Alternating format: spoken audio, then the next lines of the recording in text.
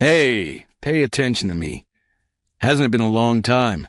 It's unbelievable that you're still alive and earning $10,000 a year in this day and age. It's not enough to work at a burger joint, is it? She made me believe that I was a man with little education and little money. I don't recall ever claiming to make $10,000 a year. $10,000 might come to mind in relation to the rent. Is this what a cultural festival is like? I inquired. She also came to the conclusion that I had only completed high school.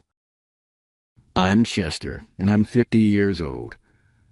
On weekdays, I work part-time at my brother's burger joint.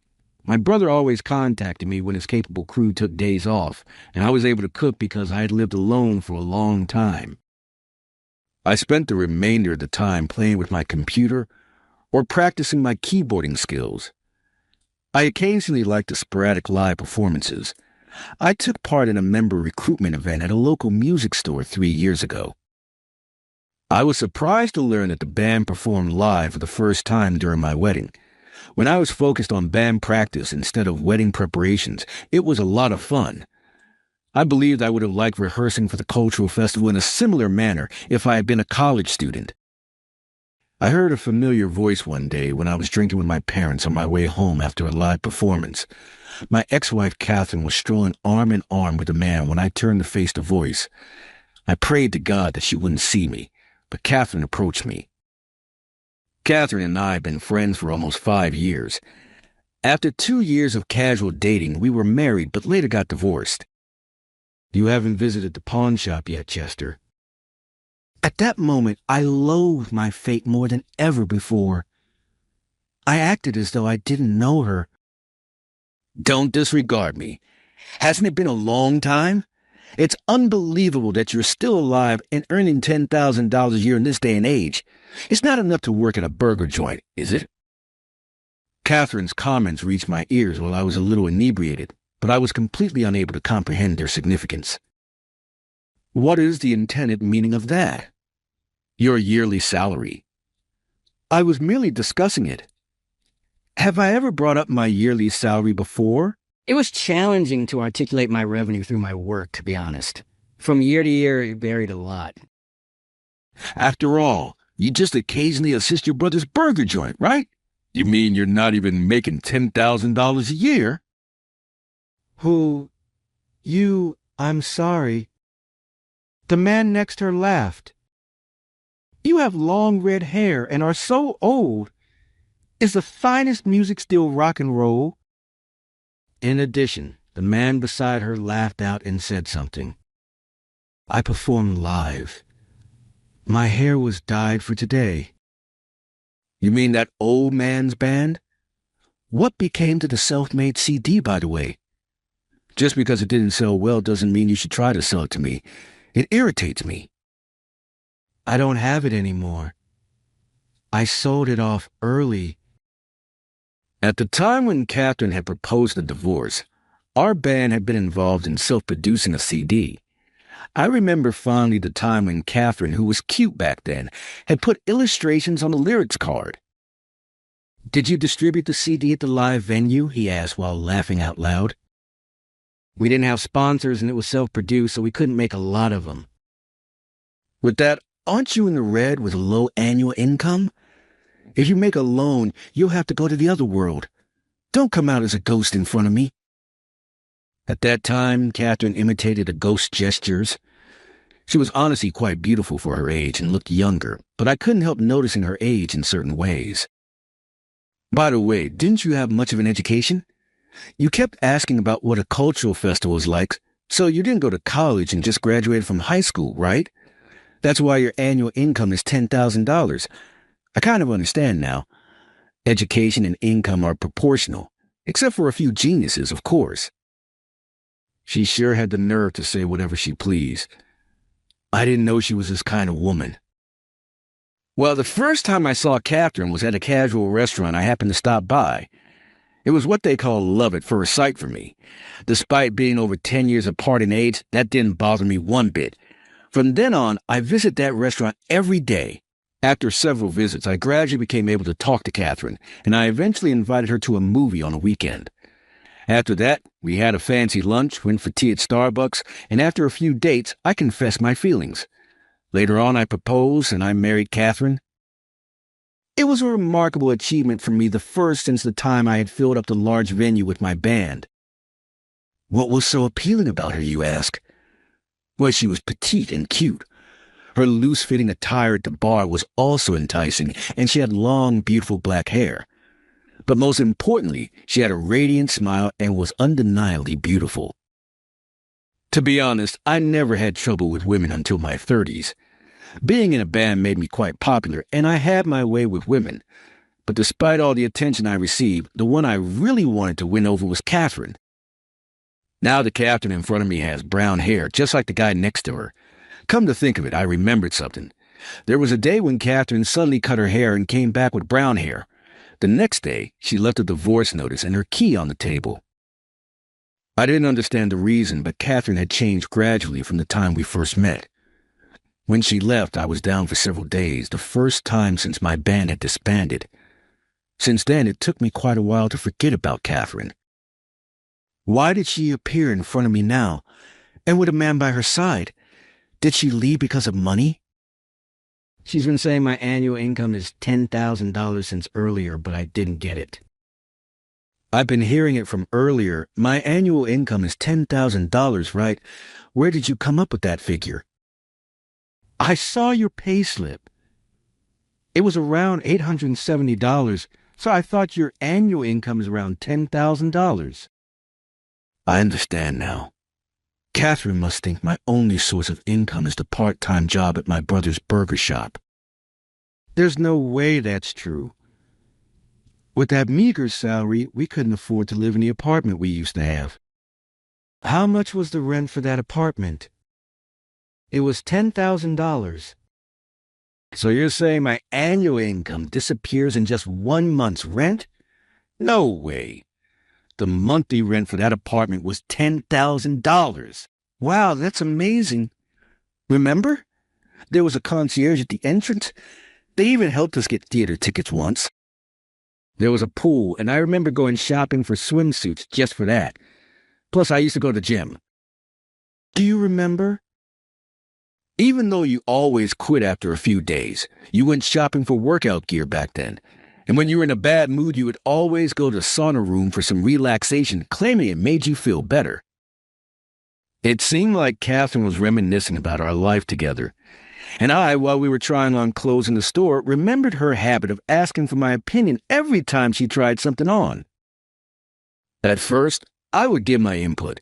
But as time went on, I got tired of it and started giving vague responses while looking at my phone. She used to get angry and say, "Pay attention." And even her angry face was cute. I recalled how difficult it was to get her back in a good mood after those moments.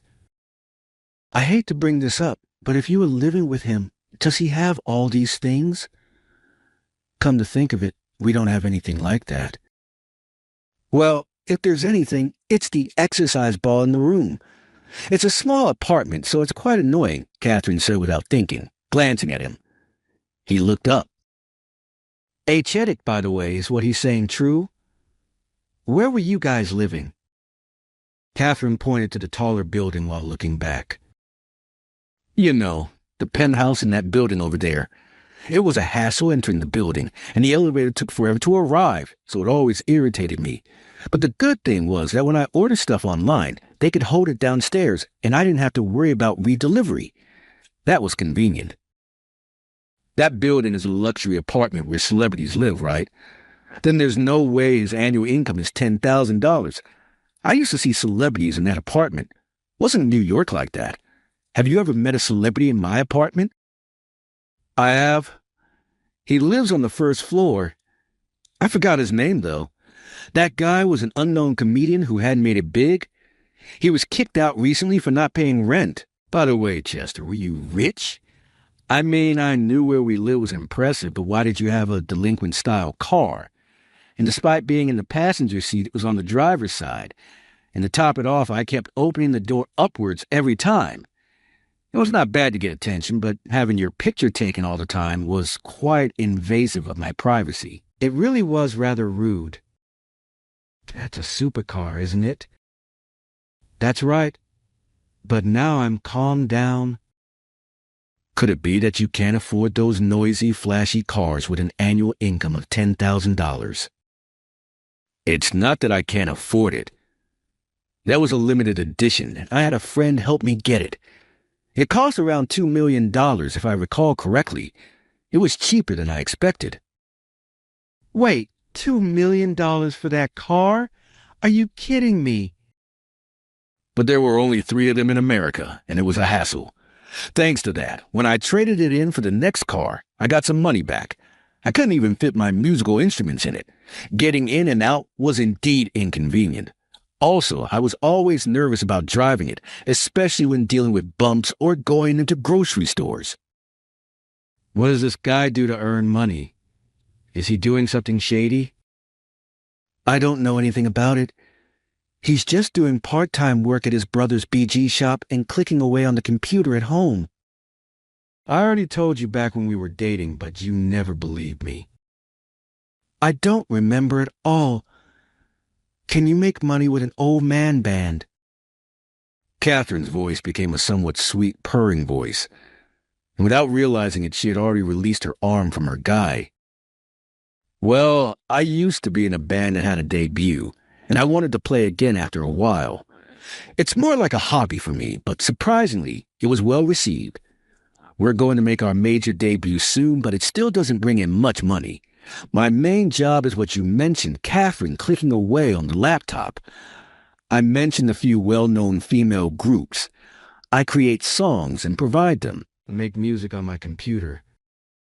Seriously? Was I unknowingly contributing to your ex-husband? I bought 10 CDs by that group the other day just because I wanted to get their autographs. So that's why you were broke back then. I had no idea. Catherine and the man started recalling.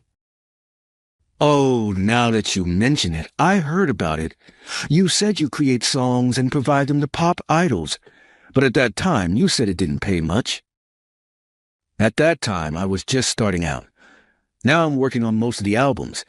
You can check it by searching on your phone. Most of the songs are credited to CD. That's me, Chester. Oh yeah, most of them are credited to CT. That's amazing. By the way, what kind of band were you in back then? The man leaned forward eagerly. Apparently, he used to play the drums in the school band during his student days. He claimed to have checked out all the bands he had heard of at the time. We were called Looks, but with the band boom during that era, I doubt you've heard of us. What? Your band's drummer was the best. I have all their CDs, and I even performed your songs at a cultural festival. Can I get your autograph? I'm not him, though, I said, but I couldn't help reminiscing about the old days when he said that. You lived with an amazing guy. I'm jealous. I'd love to go to an old man band's concert next time. The man's excitement was at its peak. I don't know about that band. Did they become really popular? Catherine had never heard of the band. It seemed she considered it to be just one of those bands that only a few people in that scene knew about. Search it up. Our songs were used in car commercials, movies, and TV shows. We even appeared on the Euro Music Show. Indeed, our songs have been used in commercials, movies, and TV shows. Ain should have heard them somewhere, but she probably didn't care about the song titles or the band name. As much as Catherine seemed reluctant, she started searching on her phone when urged. Now that you mention it, I did see that movie Former by a Friend, and that TV show too. I liked the theme song, and a girl I liked in high school sang it for me. Did you play in it for real? I peeked at her phone. I created that song. Next, Catherine checked the visuals of the band. Are you the guy on the far left? You're really handsome. Amazing. Although, you lose to the one in the middle. That's right. They were probably the most successful among lots of bands at that time. I felt surprisingly good hearing that. Are you kidding me? Because you didn't seem rich at all. I only cared about where to live in my car. In exchange, I didn't make things difficult for you. And I spent money on the places you want to go and the things you wanted to eat. At that moment, Catherine looked at me mischievously. Of course, you were the guy I chose after all. You have to have some decent accomplishments and character. With that, Catherine linked her arm with mine. That's why I think there's a good person waiting for you somewhere. Rob, I believe meeting like this is fate, right, Jester? Everything around you will be taken care of by me, because I'm here with you, just like it was back then. What do you mean? Cather, you're being noisy. Do you think you have something better than Chester? If anything, it might be creating new debts, even though I finally paid off everything. I'm fed up with it. The man remained downcast. I released myself from her arm, which she had linked with mine. What's the point now? I'm sorry, but I decline. I'm returning her to you. Man, no. Catherine has chosen you now. So she belongs to you. Thank you for everything, and I'm sorry. Stop it. I only have one body, so we need to decide who gets me. Being beautiful is such a burden. No, we're not competing for you. If anything, we're just rubbing it in each other's faces. Catherine, do you even know what you're saying? Perhaps you're too full of yourself. Who are you to just... Can someone like you a low level of education comprehend what I'm saying? I may have only completed high school, but I don't think I'm uneducated. The man seemed to want to say something like, "What about you?" as he looked at me. I went to college as part of a promise with my parents when I started the band. But what, Jester? You went to college, Call? But you said you didn't know about the cultural festival, right? Weren't you supposed to have only finished high school? That's rough. When I was in high school, our band had already secured a debut, so there was no time for school. I was busy commuting between school, concert venues, TV stations, and recording studios every day. I barely had enough attendance, and I never participated in the cultural festival or sports festival. I remember we had to cancel our school trip because of a recording session. My high school days were quite sad. Of course, I couldn't participate in club activities either, and I only made a few friends. Right. It's important to finish college nowadays. Your parents must be wonderful. Got it. You need to disappear from my sight and go somewhere far away. Chester and I are going to soar through the world with music. Please, fly away, only by yourself. At that time, you will go with me. Why bring this up now? You left me because you thought I only made $10,000 a year, right? You'll come back to me as soon as you find out I have money. Isn't that a bit opportunistic? Don't be so mean. We just didn't know each other well enough back then. I admit that an annual income of $10,000 does make me think about the future, but it's your fault because you didn't tell me about it. I won't blame you, though. After all, we're going to work together from now on. It's not uncommon for divorced couples to remarry.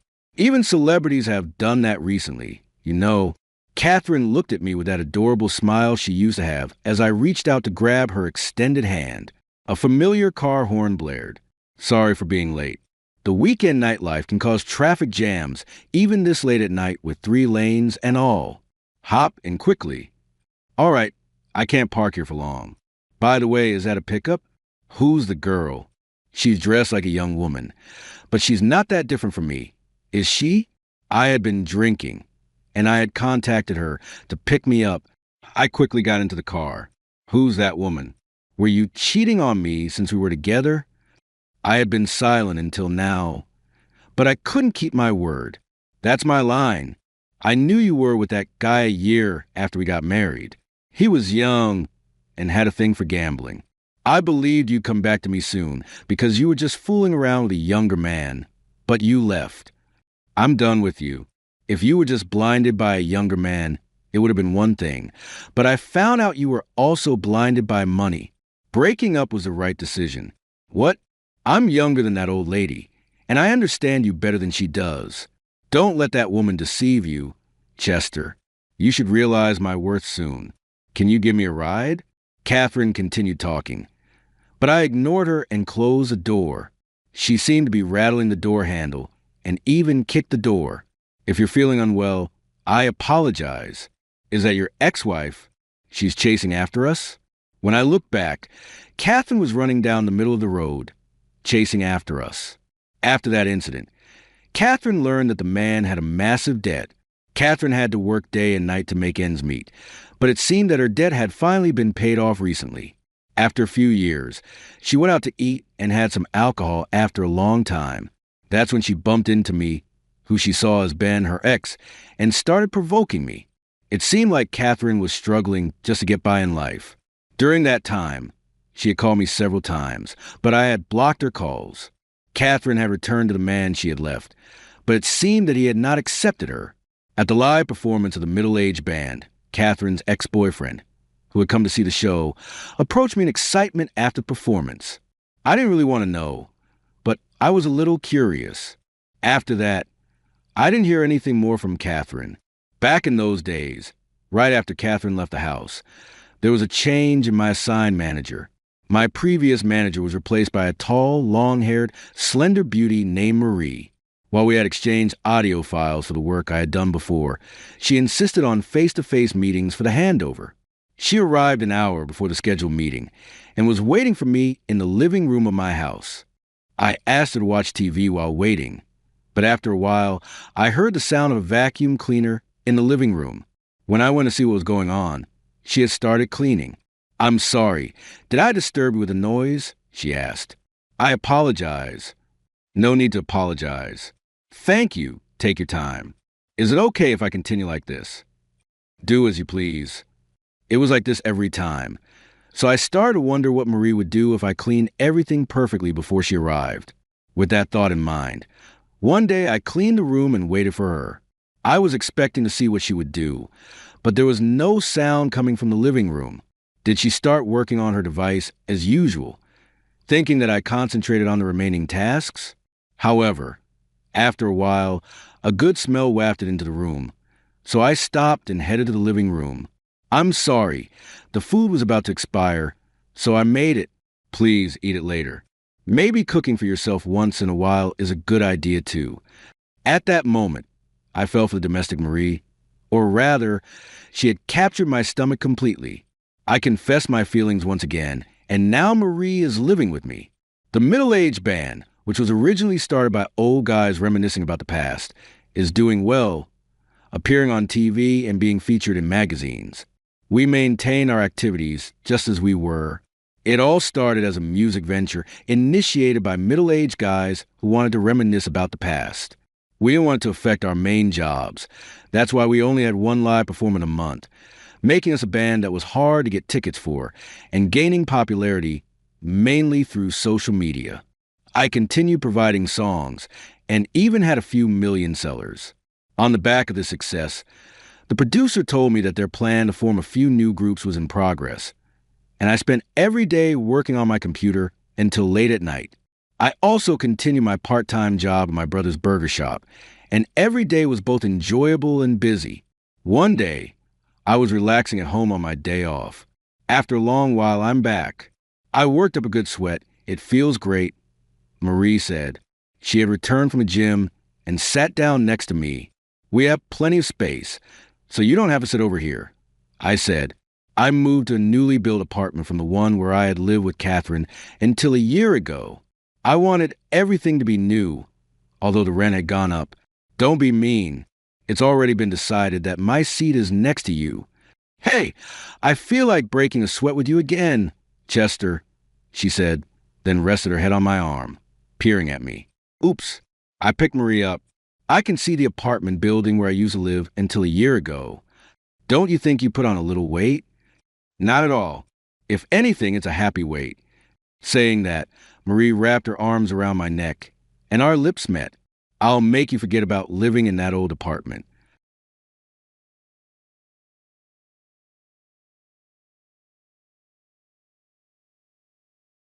When the wall clock reached 5 o'clock, I turned off my laptop, packed it in my bag, and got up. I intended to complete the remaining tasks at home. "See you all tomorrow," I told my boss and co-workers. Jason, a senior staff member, then raised his voice. "Hey, Alex, aren't you going to the anniversary party today?" A hotel banquet hall was hosting a celebration to mark the 20th anniversary of our company. "Sorry, I have to take care of my dad." "Oh, that's difficult. Is it not possible for a sibling to fill in for you?" Everybody in the company knew that I always left on time to look after my father. There are no siblings that I know of. My dad is also an only kid. That's terrible. You're passing up the opportunity to drink as much as you like on the company's dime. After giving Jason a sympathetic nod, I walked out of the office. Alex is my name. This year is my 30th birthday. Regretfully, I don't have a significant partner and I live with my dad. My employer sells business software such as attendance and accounting programs. We have been promoting cloud-based solutions to companies. Our revenues have been increasing as more businesses desire to relocate their operations to the cloud due to the recent change in society toward remote work. Since many of our clients would be there, our president, Mr. Carter, had instructed all staff members to attend the party today. However, doing so would have required me to increase my dad's daycare hours, and the employer would not have paid for those additional expenses. I therefore chose not to go. 2 years ago, my dad, who was only 64, was diagnosed with early-onset Alzheimer's disease, and his health has quickly gotten worse. He is now unable to eat or use the restroom by himself. Someone must always be with him because he has a tendency to roam. I enroll him in childcare while I'm at work because of this. Since neither my dad nor I have siblings, we don't have any other relatives to lean on because my mom and grandparents died when I was a little child. Could you come here for a minute? Yes, sure. I was summoned to the president's office the day following the anniversary celebration. The subject was, predictably, the party from last night. He asked me sharply, "Alex, why didn't you come to the party last night?" I told him what was going on. Then Mr. Carter lost his temper. Are you saying the extra daycare fee for your dad is more important than our company's 20th anniversary party? In essence, he was advising against being frugal with such costs for the benefit of the business. To be honest, today's youth are really disappointing. I worked really hard when I was younger, putting my family's needs ahead of my own. Mr. Carter let out an exasperated groan. This man can never comprehend my feelings, having spent his entire life being cared for by his mother and wife. I have a ton of work to accomplish after work, even though I always leave on time. After grocery shopping, supper preparation, dishwashing, laundry, and cleaning, I look after my dad. Even my weekends don't feel like a break. Mr. Carter could never understand how hard this kind of life is. Sometime later, I was busy preparing for an important business negotiation. The client was Urson Commerce, a fairly large company. If this negotiation succeeded, it would lead to a major contract. Mr. Carter had high hopes for it. But just 5 minutes before I was about to leave for the negotiation, I got a call on my phone.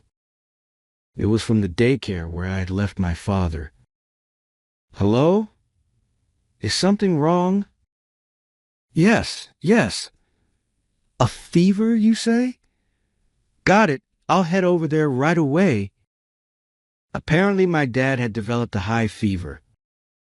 It's unusual for him to get a fever, as he rarely catches colds. They asked me to pick him up immediately, so I reported it to Jason. I'm sorry. I just got a call from the daycare saying my dad's come down with a fever. I need to go pick him up right now. What? Then what about the negotiation? I'll have to ask someone to go in my place or reschedule it. For now, I'll call the client myself. Understood. I'm counting on you. As I called the client and hurried out of the office, I got into the elevator.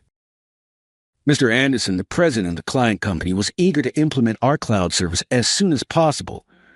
When I informed him that I couldn't make it today, he said, "Then we'll consider services from other companies." No. Another one of our staff will be attending, so please bear with us.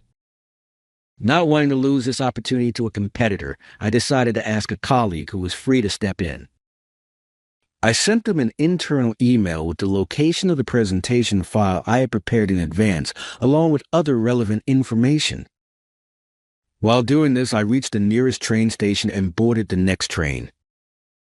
Sorry I'm late, Dad. Are you okay? I picked up my father from the daycare and took him straight to the hospital by taxi. The diagnosis was influenza. This was troublesome since he'd been sick for 5 days and needed 2 more days after his fever went down before he could return to daycare. This meant I couldn't take him there for nearly a week. I would have to take time off from work. Taking that long off from work wouldn't look good, but there was no other choice. First, I called the colleague I had asked to cover for me to find out how the negotiation went. Sorry for putting you on the spot today. No problem at all? So how did it go? The feedback from the client wasn't bad. They said they'd consider it. Then I reported this to Jason and also mentioned my father's flu and that I would need to work remotely for a while. That's tough, Jason understood and agreed. A week later, my father's health had fully recovered, and I returned to the office for the first time in a while. But then something shocking happened. My desk was gone. Well, not exactly the desk was there, but the files of my work that should have been on it were missing. Instead, my personal items from inside the desk had been haphazardly packed into a cardboard box on top of it. What does this mean? I asked. And Jason informed me, Alex, Mr. Carter wants to see you. Head to his office right away. As instructed, I went to his office. Mr. Carter said to me, "Alex, you took a whole week off work at a time like this. Do you have any idea how busy we are?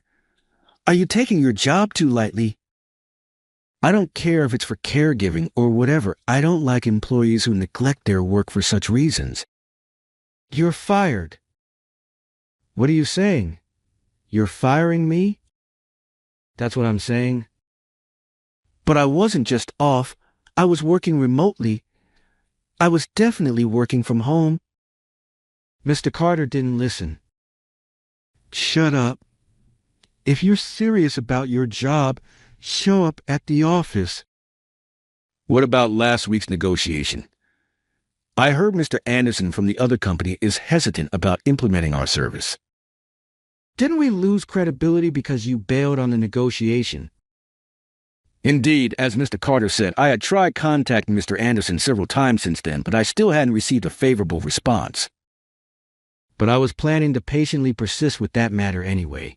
Someone who can't prioritize the company's needs doesn't belong here. Got it? Faced with Mr. Carter's anger, I stood my ground. I hadn't done anything wrong, so I couldn't accept this. Saying that, I slammed the door and left his office. I walked out of the company and sat down on a bench in a nearby park, feeling completely lost. Even if I wanted to consult with HR, the HR manager was Mr. Carter's brother, and he probably wouldn't listen to this story. After all, I shouldn't be fired without a valid reason. So this was just harassment out of Mr. Carter's anger. But on further thought, working under such a malicious person was foolish. With that in mind, the next day I submitted my resignation. I had no more attachment to that company. In any case, I needed to support my father. I immediately went to the employee service and started looking for a new job. Fortunately, 2 weeks later, I secured a job in the same industry. It was a bit farther from home, and the salary was lower than my previous job, but it couldn't be helped. I diligently applied my product knowledge and sales experience gained from my previous job. After a while, I got to know a female office worker at the desk next to mine named Emily. Surprisingly, she confessed her feelings to me, and we started dating. Emily was 26, 4 years younger than me, a calm, bright, and kind woman. If I hadn't resigned from my previous company, I would never have met Emily. Thinking about it, maybe being unfairly fired by Mr. Carter turned out to be a good thing. Life has its ups and downs. There are good times and bad times. So even when bad things happen, I believe there will be good things ahead, and I should keep living positively. It was some time after Emily and I started dating that my direct boss, Michael, began to target me. He harassed me when no one else was watching. I was repeatedly forced to redo reports and presentation materials, and I was unjustly criticized for my abilities and appearance, even though I hadn't made any mistakes. "You're completely useless.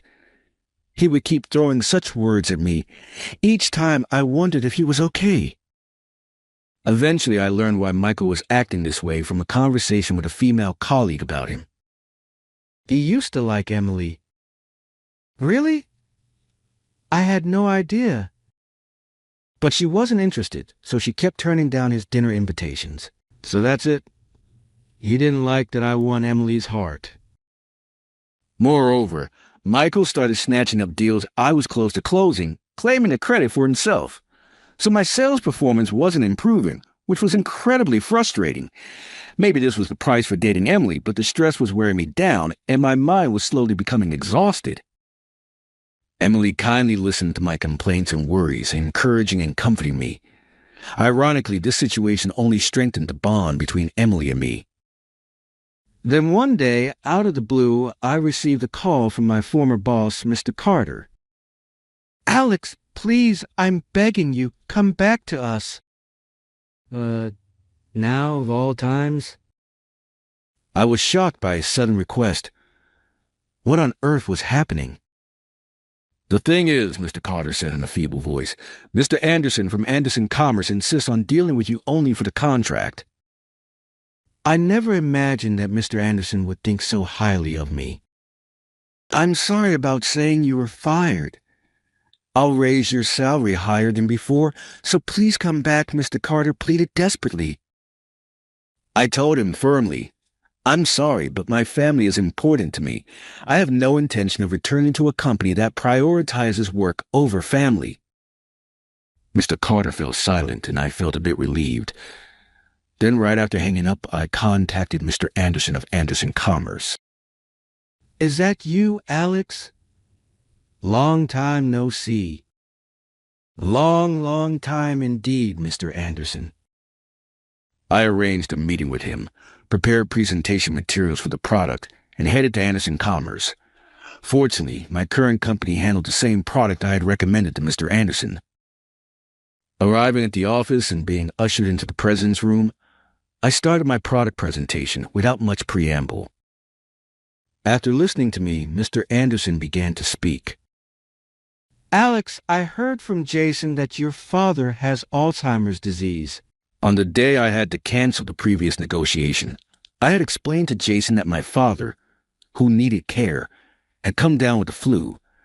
After learning that I'd been fired, he heard the details from Jason. Because of early departures and remote work, firing the employee who's giving that care? A company that talks about unfair dismissal like that is not one we contract with, he said, laughing heartily. So we're going to make a deal with your company this time. Looking forward to working with you, Alex. Mr. Anderson, thank you very much. I shook his extended hand and bowed my head. It was my first major contract since joining the new company. He immediately signed the contract. Now, Michael couldn't steal the credit for this. Mr. Anderson and I talked about various things afterward. Actually, my wife was in a car accident a few years ago, and the after effects left her in a wheelchair. So I know how hard it is to care for a family member. You're doing well. So that's why he sympathized and helped me. Life is hard for both of us, but let's keep at it, he said, patting me on the back, which gave me courage. Life has its ups and downs. I feel like good things will continue from here. Meeting Emily, being tired from work, and having her presence heal and energize me, I want to be that kind of presence for her. I want us to be in a relationship where we support each other. Thinking this, one day I proposed to her. I'm so happy, she said, crying with joy. I had been nervously wondering if she might say no because of my father's caregiving, but it seems I had nothing to worry about. Announcing our engagement at work might make Michael's harassment worse, but I'm prepared for that. However, before we could even announce our engagement, Michael's transfer was decided. Life truly has its ups and downs. You never know what might happen. And even if bad things keep happening, I believe that good things will come later in equal measure. With that thought, I continue to work hard at my job and caregiving, planning to make Emily happy for the rest of our lives.